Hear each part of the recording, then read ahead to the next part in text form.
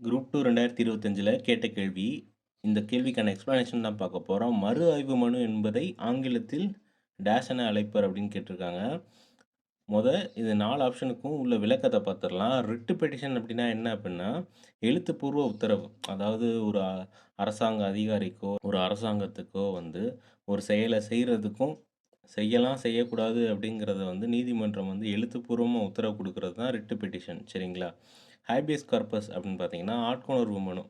சட்டத்துக்கு புறம்பா ஒருத்தர் வந்து சிறையில இருக்காரு அப்படின்னு நீதிமன்றத்துக்கு தெரிய வந்துச்சு அப்படின்னா, அவர வந்து நீதிமன்றத்தில ஆஜர்படுத்துமாறு நீதிமன்றம் வந்து ஒரு உத்தரவு பிறப்பிப்பாங்க. அது பேர் தான் வந்து ஆட்கொணர்வு மனு. ஓகேங்களா?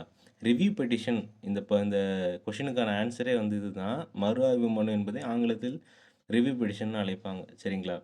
தீர்ப்புல பிழை, அதாவது நீதிமன்றம் குடுக்கக்கூடிய தீர்ப்புல ஏதாவது பிழையோ, இல்லது புது ஆதாரம் ஏதாவது கிடைச்சிருந்தா, அதன் பேர்ல குடுத்த ஜட்ஜ்மெண்ட்ட வந்து மறுபரிசீலனை செய்ய சொல்றது தான் வந்து ரிவ்யூ பெட்டிஷன். சரிங்களா?